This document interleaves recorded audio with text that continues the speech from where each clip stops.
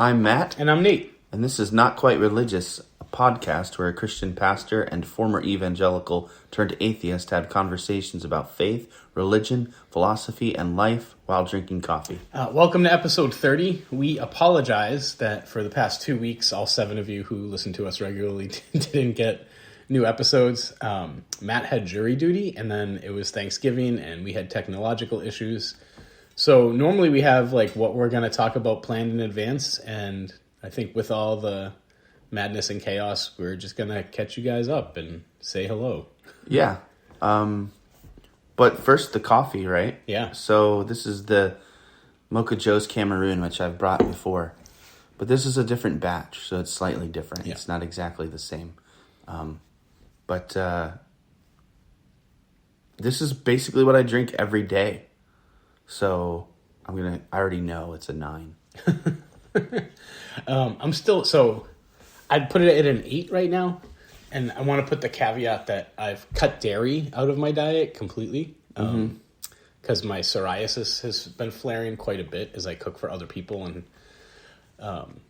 it turns out dairy is like a trigger for psoriasis. And it's actually going away. But I'm using almond milk creamer instead of heavy cream, which just doesn't it's good, but it's not like that thick, smooth. So I'm like adjusting from coffees with half and half minimum, but usually heavy cream because I like to indulge to like almond milk. So you've been grading coffee on a curve then?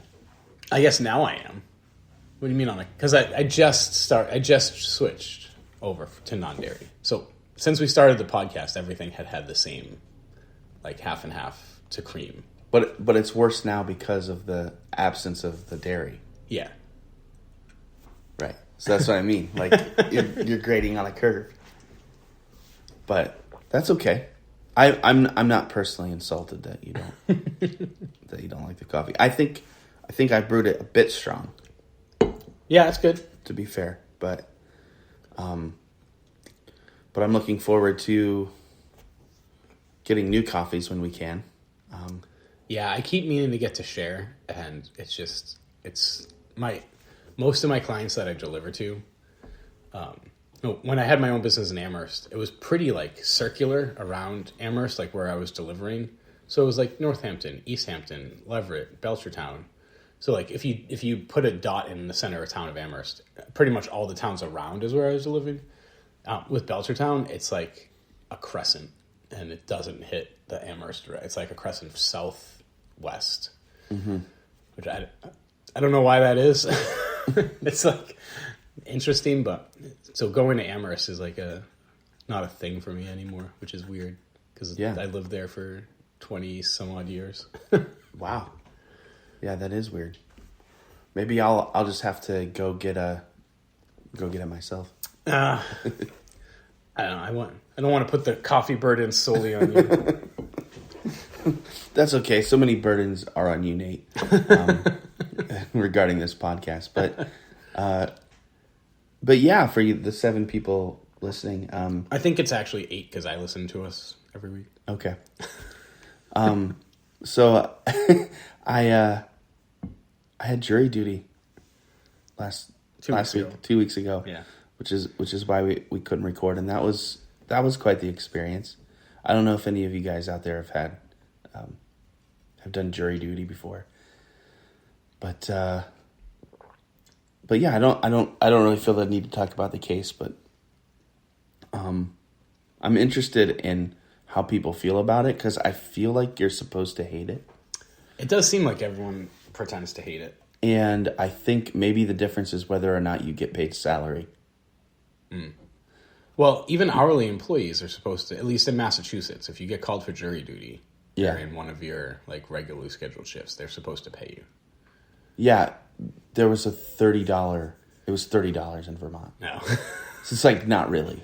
Yeah. So it is a major inconvenience like to your life, but like as a pastor, all I have to do is send an email to my congregation and like don't expect as much for me this week because I get paid salary. Right. And don't expect as much for me this week because I have jury duty.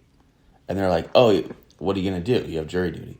So it's not super inconvenient. It's just super fascinating.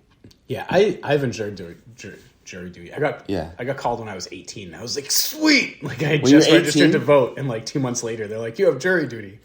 It was awesome. You had this false idea. I got out. It's still in high school.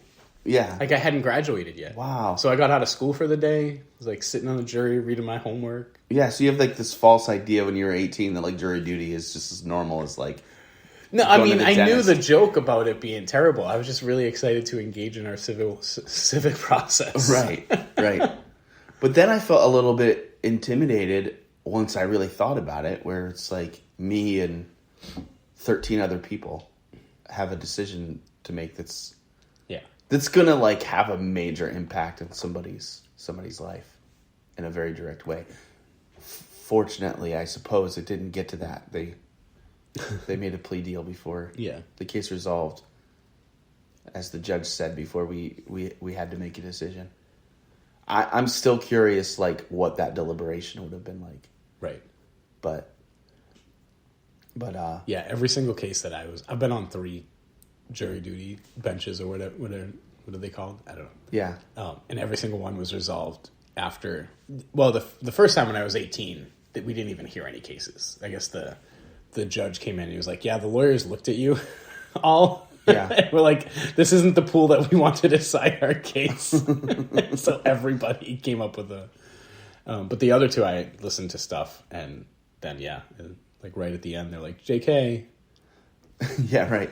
That's really funny that like they decided that you weren't the pool. Like, how long after they started the trial did they make that? Oh, they looked at us before the trial even began. They like came into the But room. they had selected you before that. Yeah. So they were basically like, we screwed up.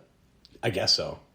Yeah. Or like the lawyers, like, they probably started thinking about it, and they're like, I don't know, an 18-year-old, and like they're probably not going to be sympathetic to this part. Right.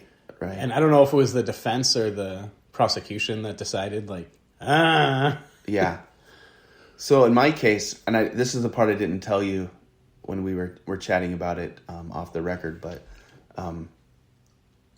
in my case, the defendant was Polish, but he spoke really good English. However, his mother did not speak English very well at all. She was Polish, and she was like one of the key witnesses. And the defense attorney, the defendant's attorney, had a really like a very pronounced speech impediment. So the trial was very, very slow. Because not only did he speak slowly, but he spoke in a way that people often had to ask him to repeat what he said. And especially when there was already a language barrier. Yeah. Like there was a translator that we got on video. I assumed they were in Poland.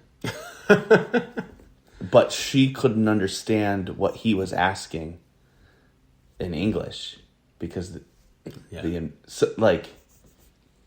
was a disaster on that front. But like,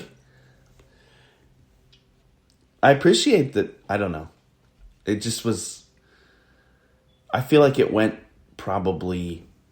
I'm gonna say we lost 11 hours in 3 days just based on that one factor.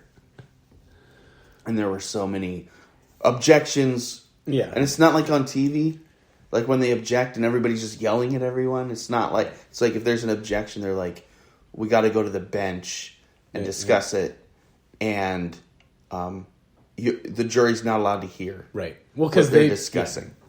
So every time they did that, it was like 10 or 15 minutes of deliberating, and they had these little little circular noise canceling, like white noise things that they could operate from their phone, like the court official, like an app. So then they turned those on so that we couldn't hear what they were saying, because they got tired of telling us, you guys have to talk to each other, and we're just looking around and we're like, we're a jury. You selected us based on the fact that we're diverse. So we literally have nothing in common, and we don't know each other. Because if we knew each other, then one of us wouldn't be here. Right. So not only do we not know each other, the demographics are spread wide across the board. What are we going to talk about? Like The case. exactly, and we can't talk about the case. So it's like, why don't you guys talk? It's like, I don't know. What are you doing for Thanksgiving? Yeah. You're like serving on jury duty. Exactly.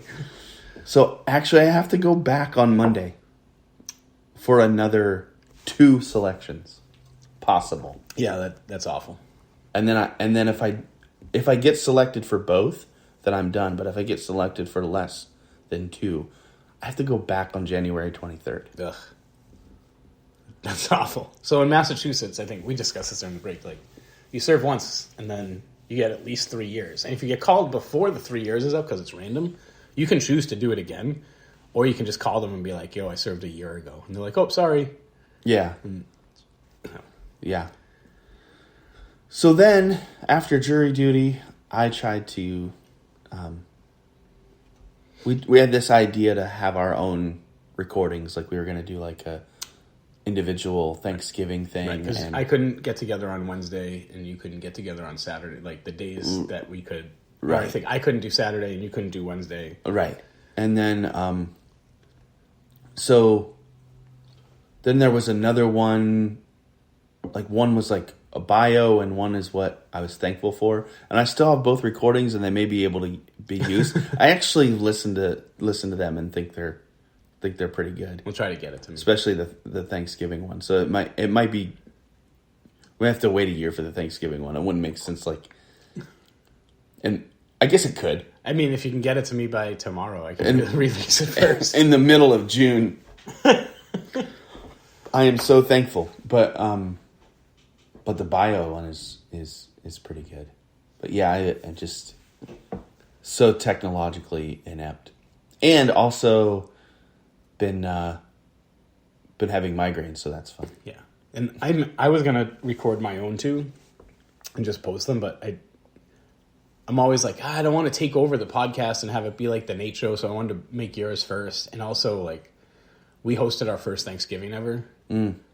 Plus, I did not only like my regular meal delivery for people, but I posted special Thanksgiving meal, and had enough orders that I had to keep a kid home from school to help because none of my other cook friends had the days off that I needed or the times. So pretty much from like Sunday at noon until Thanksgiving at like 5 p.m. because we had a later one because of kids' naps, I was like in a kitchen. Yeah. And if I wasn't in the kitchen, I was shopping for the next day or delivering the food. And like Shirley's dad came down, so I like would remember at like midnight. I'm like, well, I can't really record right now because, Dad's in my bedroom and I'm sleeping on the couch and So another thing we were discussing during the break was that the fact that I'll just say with a caveat for now, because I know how I am. For now, I've made peace with, I suppose, my faith, Christianity. Yeah, I don't know if many people know that you occasionally wrestle with it. Really? Yeah, you come off as very confident and believe what you believe. Yeah, I feel, well, maybe I need to work on self-awareness, but, I mean, I feel like it's out there that it's, well,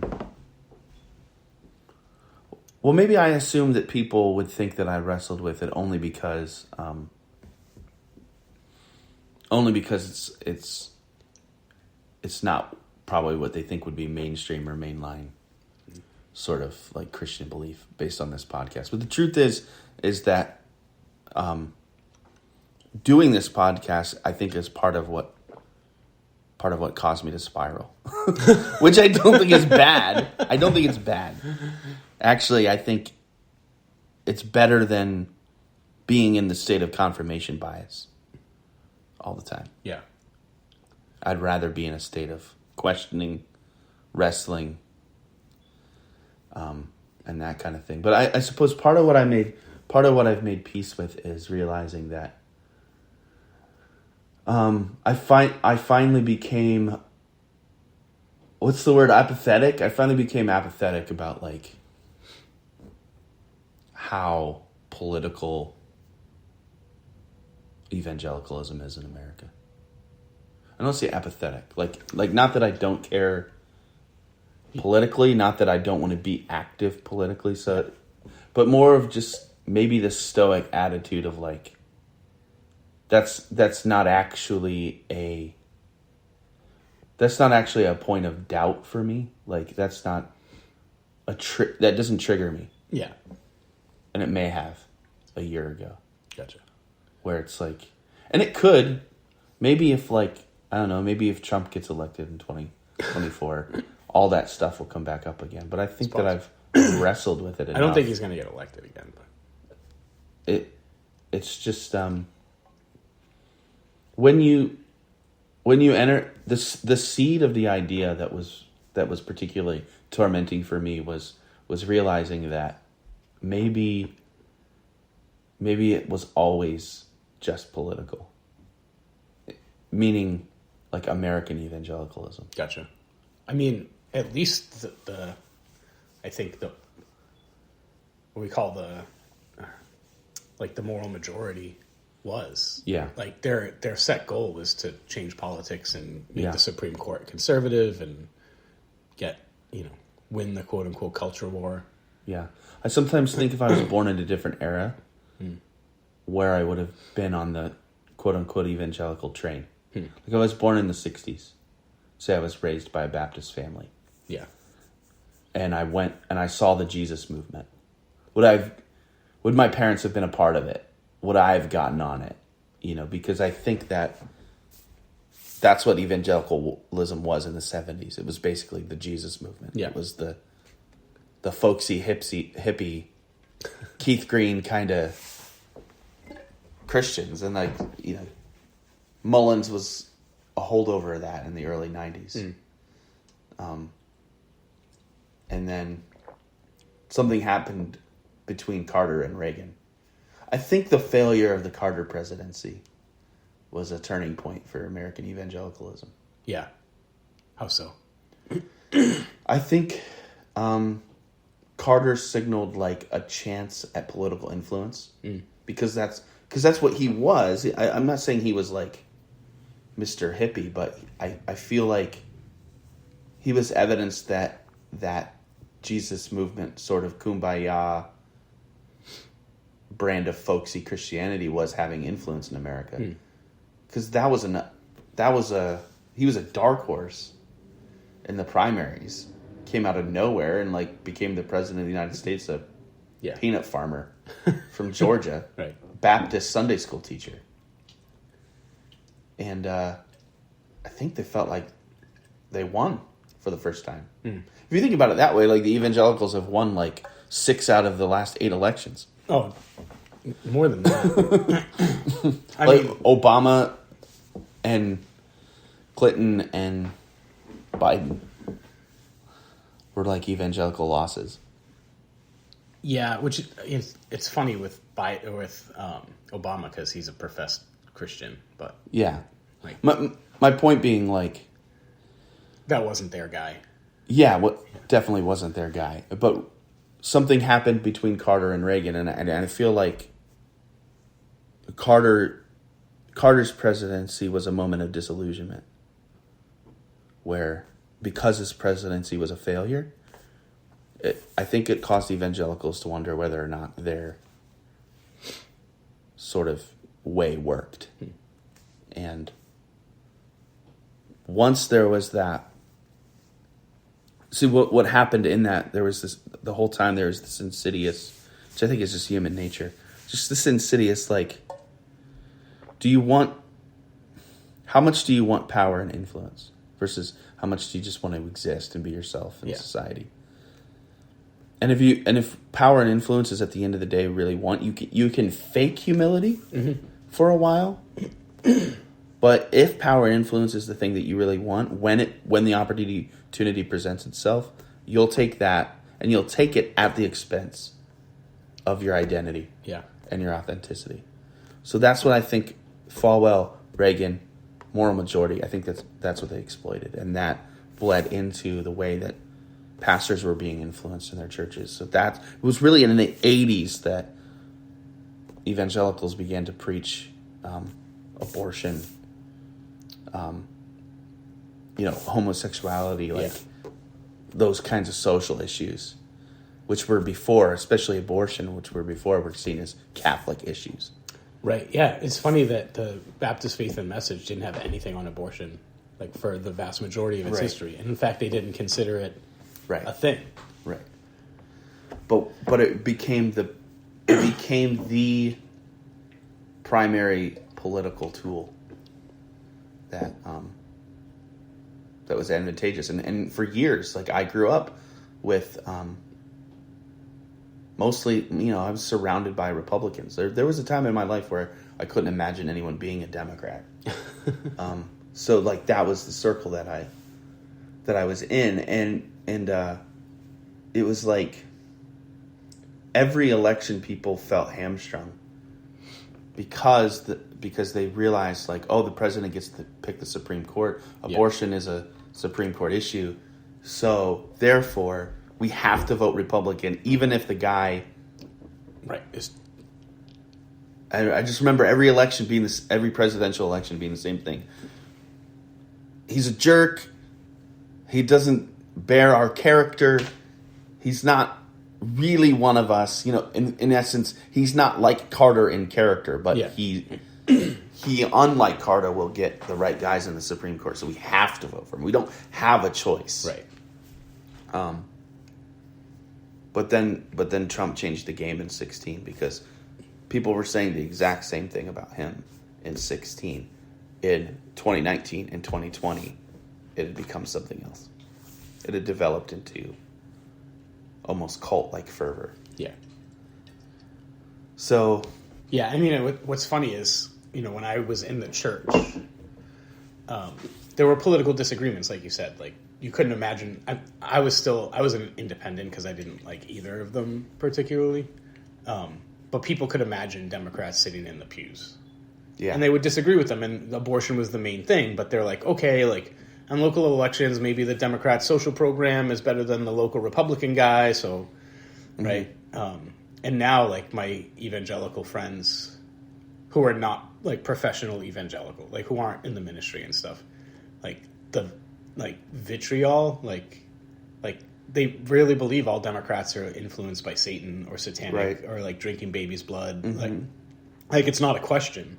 Like, someone will post a meme, and I'm, like, about to engage, and 15 other people are like, yeah, like, he's a pedophile and secret blood ring. And I'm not saying, like, clearly with Epstein there was, like, a secret pedophile ring, and I think people in power even Falwell, like, he's, like, preaching against homosexuality and screwing the pool boy. Was that Falwell, or was that somebody? Wasn't that, like, a guy from Utah or something? No. Graham, who's president of Liberty University. Graham. Billy Graham's son. Sorry, it was Franklin Graham. Really? Yeah. Oh, yeah. He, like, hit a big sex scandal. But a homosexual one? Uh-huh. Okay. I think so. Okay. I know that he was also doing stuff with his assistant and I think passing off pictures of his wife. Like, there was a lot of really weird... Like, he would take his boat out, his yacht, and it was almost like orgies and cocaine. Like, I don't know that I can verify the specifics, but I can tell you that, like, that men in power, that's the game, and it hardly matters, like, where they are in the theological or political spectrum. Right. So, like, these, like, people who are posting, again, mostly evangelicals, hardcore, like, Trump/Republicans, are posting, like, the Democrats are eating babies, and, like, they're just the pedophiles. I'm like, there's, like, Republican pedophiles, too. In fact, like, some of them have been brought up on charges. Yeah. How much do you think is social media versus politics? Because I think it's I think they play off of each other. Yeah. Because I think people thought weird things in the 70s, but it was like... You didn't have a soapbox to tell people. Right. Like, you had this weird conversation when you were drunk in a bar. Right. And the bartender didn't think anything of it. Right. because you were drunk. Right.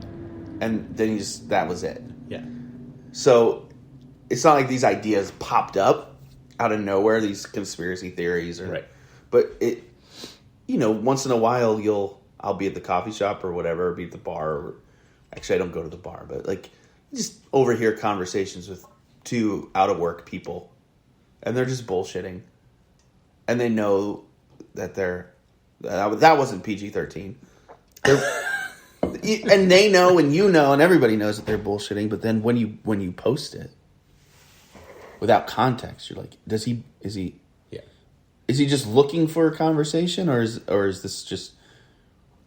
this taking street conversation to that? So I think it's a mix. Yeah. Well, and then you get your own YouTube channel and say whatever you want, and people point to that as another source. Right. And it's like, that's not a source. It's not source material. Our podcast isn't a source.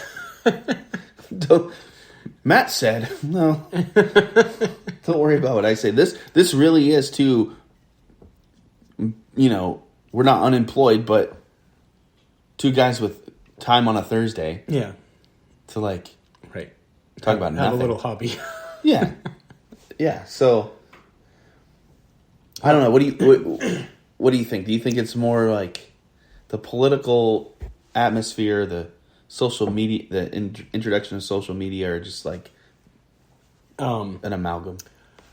That's a really complicated question. I think the moral majority saw that they were losing the culture wars and decided that the way they could win, and some of them are quoted in that, if we had planned ahead, I could find some.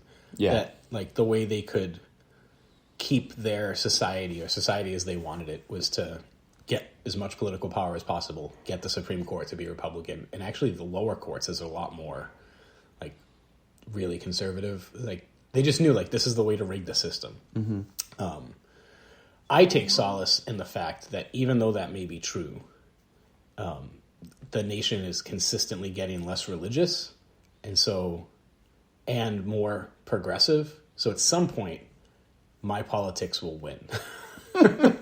It's a slow burn. That's an interesting. And so, like, when you look at countries by wealth and religiosity, it's a very clear one-to-one correlation. So I think most of the sub-Saharan African countries are the most religious, as well as like Indonesia and like Southeast Asian and Muslim countries. Muslim countries are a little bit of an outlier because of oil wealth, but they were severely underdeveloped in the 50s, and so it was kind of like a quick rise. So the more undeveloped a country, the higher the belief in religion and faith. When you look at the most developed countries, they're very less religious. In fact, their religion has been declining as they get more advanced, except it looked like the U.S. Well, it turns out with the new data, you can actually start to see that we're actually on the same curve as all these other rich countries. We just started slower, and we didn't have the data. So I think you're going to see in like 3 generations, so like great-grandkids, that religion is going to be kind of shoved to the side, like completely, like not even like Christmas and Easter Catholics, like it's just not going to be a thing. So I was having one of these bullshit conversations with somebody yesterday, and I was thinking like it's basically like conservative Christians that are having multiple children, like more so than like liberals and progressives. And I was talking with a guy who's getting his I think he's getting his PhD in sociology a few weeks ago. He was talking about like the effect of not having kids on the economy. Yeah. And like the burden of having kids versus like the economic burden of having kids versus all that stuff. I can't put it into words that make for an interesting podcast conversation. But like the idea is like, well, what if conservative Christians have like twice the amount of kids as like progressives for various reasons, for all sorts of sociological reasons. what are those kids going to grow up like? The kids that are growing up with this uber political brand of Christianity are either going to like embrace it in its radicalism or just react against it strongly, or maybe just move to the center. It's impossible to tell, especially since I'm not a sociologist, but it's just throwing that idea out there. So, yeah, I used to, when I was a Christian, would talk to some of my atheist friends, and I'm like, well, we're going to outbreed you, because they had no kids. It turns out, according to the data, if like, this is Pew, Gallup, International, UN, like every poll, if it's true that the more developed, the less religious, and the U.S. is finally on that curve, then it doesn't matter. Yeah. And partially it doesn't matter because, like, at some point Norway had a lot of Christians. They had a state-run religion. Mm-hmm. And now it's one of, like, the least religious countries, right? So you had to assume at some point Christians were giving birth and raising Christians who were giving birth and raising Christians. Mm-hmm. But now it's like, when you think of, like, secularism, it's Norway, Sweden, Denmark, Finland, right? Mm-hmm. So what happened there? I think it just turns out... So, like, you have a few families, right, probably in the South that are hyper evangelical or extremely devoted to their faith. They have lots of kids. The thing that's different today that's different in developed countries, and this was even true before the internet, but more so with the internet, is the ability to travel and meet people outside your socioeconomic, right, and to meet other cultures. Mm-hmm. So when you're really poor and you live in, extremely underdeveloped part of the world, you live in your village, maybe you go hunt a little bit, but you're not like learning, classical languages or studying other cultures. Right. Like, you're just there, you're subsistence living. Mm-hmm. So you don't care what's going on in China or Brazil. Like, their culture has no effect on you. Yeah. As you start to develop and you don't have to worry about, food security, then you can start like traveling. Let's go on vacation. Oh, it's weird. I'm in New York City and I've never seen, I have friends who grew up in rural areas of the country and they like didn't see a non-white person until they got to college. Right? Like, yeah, mind blowing. But then they did. And then they were interacting with Muslims and Hindus and atheists and Reform Jews and Orthodox Jews. And they're like, wow, like there's so much more than what I was raised with. And it turns out that I have a gay friend, and I didn't even know they were gay because they didn't stereotypically look like what the church taught me, right? They weren't hitting on me. Well, yeah, once you get that, and they're a pretty good person, yeah, right? And it doesn't seem like they're demonically inspired, and they have some legit like concerns about evangelicalism. Maybe I'm not as right. Yeah, Well, I'll just say that I grew up thinking, well, let me see. How old was I the first time I met somebody who was out and out homosexual?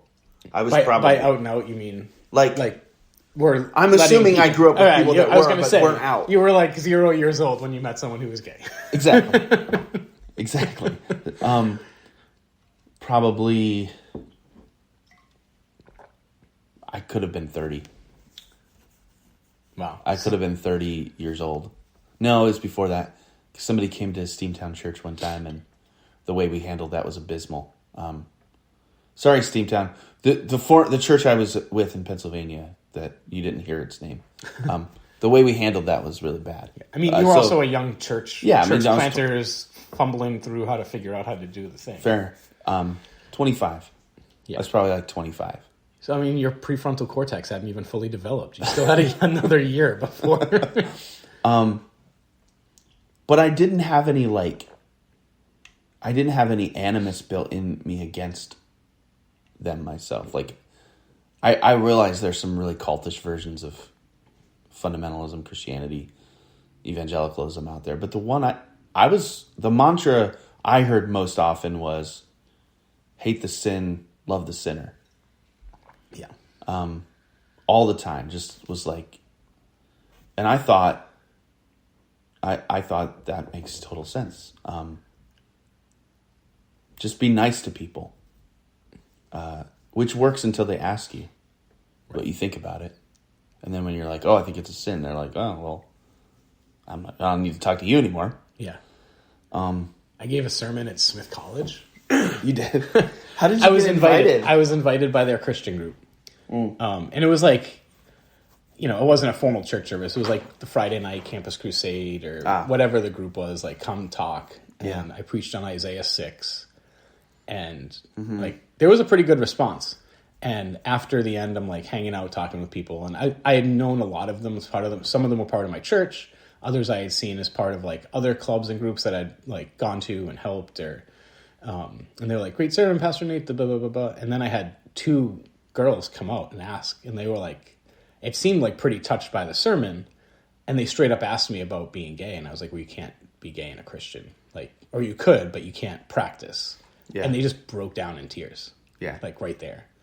And I thought I was gentle and loving. Like we had a transgender person come to our church, and no one ever said like, you're in sin. Like, just sort of hung out with them and loved them and hoped that they would transform their ways. And but yeah, at the end of the day, if you're asked point blank as an evangelical, like, is this behavior acceptable? Right. And and it doesn't matter how nuanced or how loving you say it. No, I mean, because that's the point of where it's hate or love for them. And I wonder why did I bring this up? I don't know. We're like, let's do a light catch up episode, and we're talking about politics and impossible. I brought it up just to say like that you were talking about people saying like homosexuals like were demons. Oh yeah, we were talking about like I was trying to relate that to my own experience of having actually met and dealt, and it was less like oh, you're not as evil as I was taught you were. It was more like over time. And maybe this sounds, I don't know if this might sound ridiculous. This might be one of those things that I have to apologize for if we ever get super famous. And but like the best way I can say it for now in 2022 is you realize this person could not be gay. Yeah. Like, there's no way. Right. It isn't just like I want to be sexually deviant or like I want to do something weird or I was abused when I was a kid, so now I've been messed up or rewired or something. It's like, and I don't know how to explain it, but like having heard the the testimonies, so to speak, of people coming out of the closet, there's a certain theme. I mean, they're not all identical, but there's a certain theme. It's like, how did you know I was gay? They'll say, I didn't know I was gay at first. I knew I was different. Yeah. You're like, well, there it is. Like, and then I feel like maybe that's part of what I felt as I started to meet more people outside of the Christian bubble and meet more people that were more diverse, and was like, oh yeah, I see what you mean. Like, it sounds almost comical, but it's true. It's like, no, there's no way in any world. This is just who you are. You're straight. Yeah. You know what I mean? So that was the thing for me. It was less like I got my balloon popped about, because I never thought of them as particularly wicked. Nor did I ever, I actually didn't grow up thinking that there was another side and that it was liberal and that they had an agenda that we should be wary of.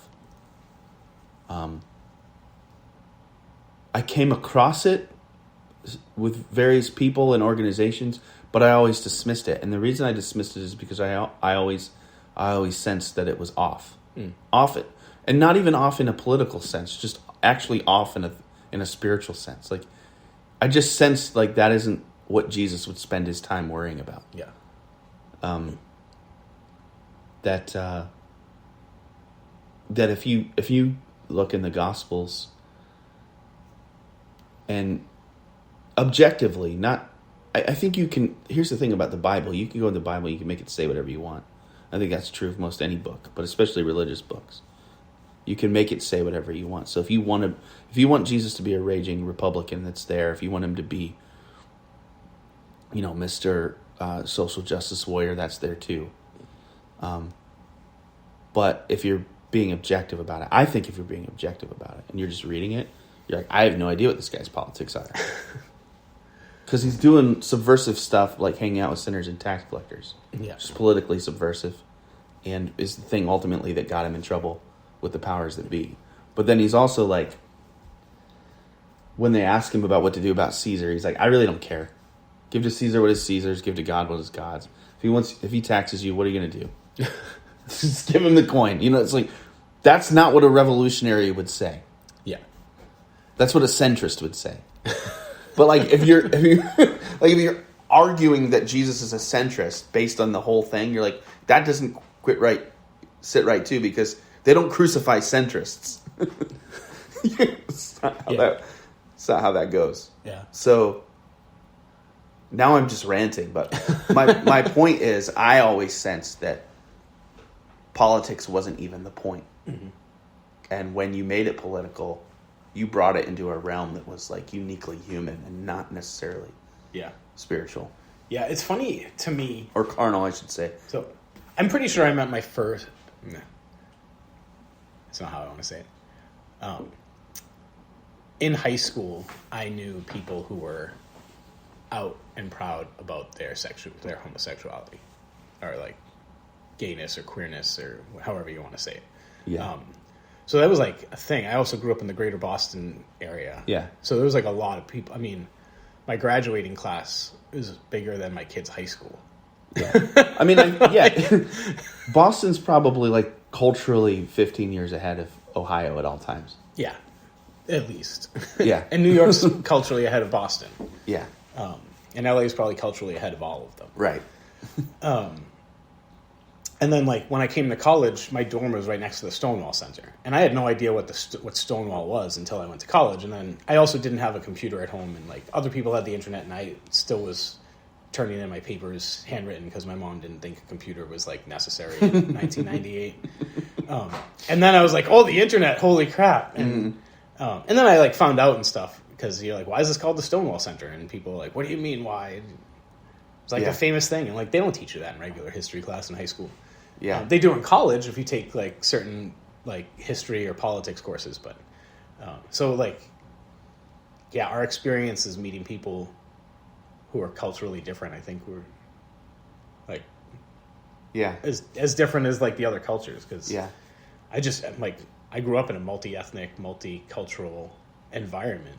Yeah. Like, yeah. So that makes me worried about fear that people have of cultural diversity. Because I see it as a good thing. Well, they're worried because people have my experiences, so they become less religious. Yeah. Right? Like, yeah. Which is worrisome to me. Yeah. I think if like your thing is the truth, that's your thing. I've always perceived that to be Christianity's thing. I mean, truth is always what we're talking about. Then if you're right, your argument's only going to be made stronger by you knowing more about it. Yeah. Right. What the other arguments are. Yeah. So why would you ever, if truth is your thing, why would you ever shield yourself from other frames of thought, other perspectives, other cultures, other frameworks? Yeah.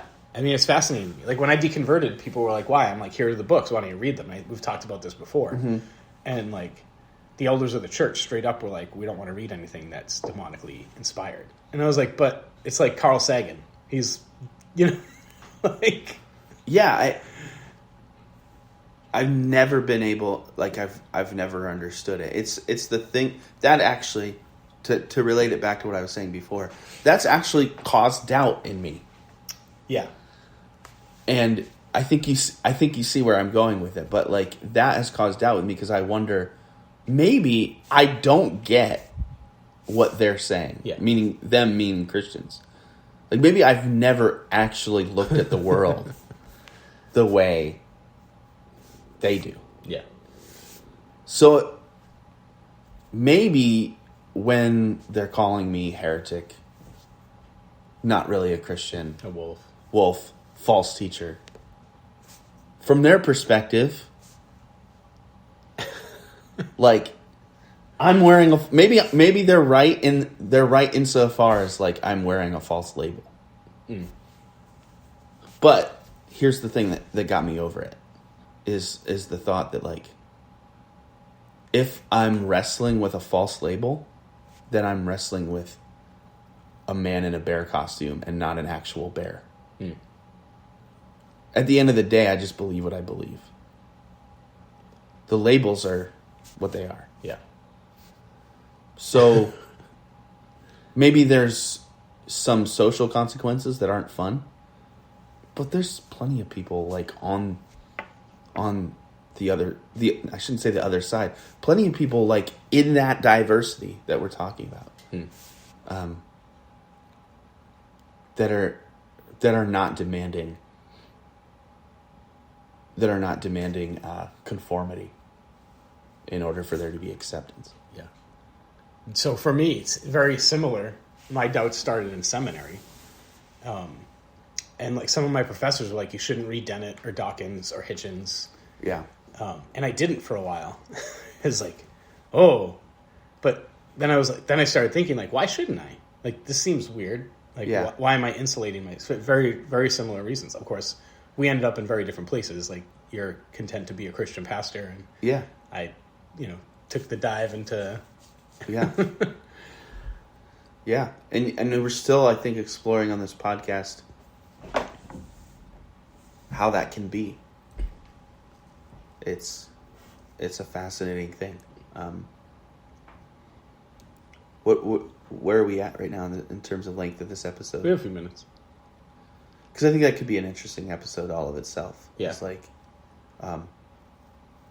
because I've been accused of being a fideist in the last couple weeks. A what? A fideist, which is like somebody who at the end of the day doesn't ultimately appeal to reason.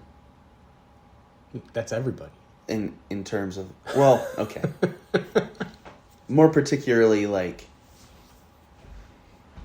so my guy, Kierkegaard, was also accused of being a fideist. And what people meant was, you're smart, you're capable of, I'm not saying I'm smart, but like, to Kierkegaard, like, you're smart, you're articulate, you're capable of saying really profound things that move souls, move ideas, move thoughts. But at the end of the day, like, you say, there's actually no objective truth. None of it means anything. And like, you believe what you believe, and that's what matters. Like, he held on to his Christianity, even though he could prove why it was irrational. Yeah. And then said that was the reason why he believed in Christianity. That's what a fideist is. So that's what I've been accused of, like rather than take that next plunge where you just admit like nihilism or something, you hold on to this space where you're trying to like find out if Christianity can ultimately hold up rationally, and you're never going to get out of that place because you're committed to the thing. So with each idea that's defeated, you're just going to just going to invent another critique or another framework or another way of coming in from the side to uphold it, rather than just go, oh, I'm just agnostic and I don't know. But then again, I think that you could be committed to atheism in the same way. You could be committed to anything in the same way. Yeah, I mean, there's definitely irrational atheists. Yeah. Like, in a very similar way where, like, there are some compelling arguments for theism. I reject them on, like, not necessarily logical fallacy grounds, but because I feel like there's other evidence that outweighs, there's other evidence for the lack of a God that outweighs this little argument that, and, is stronger, right? So like we've talked about before, like consciousness seems to be a stronger argument that there is a creator than it came about randomly. And it's probably one of the harder ones. That and like abiogenesis, like how did that actually happen? But I think there's enough evidence in other fields and other places that those two examples, like even though there's stronger evidence, if we're just looking at that for theism, come away and you say, well, when you look at all the other arguments, I think there's stronger evidence for atheism with all the others. So I don't know if that makes sense, but there are definitely irrational atheists who won't even admit that those better theistic arguments in certain realms are better. They're just like, nope. And I'm like, like you're not actually engaging in the argument. You're just dismissing it to hold your idea instead of sitting down and saying, wait a minute, like let's examine consciousness from all these different worldviews and see which one actually seems Bayesian to have the higher probability. Yeah. I'm fascinated by atheism as a stance because I think it's nihilism. I don't see a difference. Actually, I really don't see that much of a difference in terms of like metaphysics. Now we're getting into the weeds. I said metaphysics, everybody. I know, right? Right when we're coming up on time. Yeah. Metaphysics. What in terms of metaphysics, not in terms of the particulars, but in terms of metaphysics. Nihilism, Buddhism, atheism. Take your pick. Well, I think we should explore that next episode. Yeah. Again, if you're still listening, we love you. We're thankful for you. We're sorry for the 2-week break. Man, this episode was just rabbit trails, huh? Episode is. Yeah, it is getting that way, but I feel good whenever I'm able to.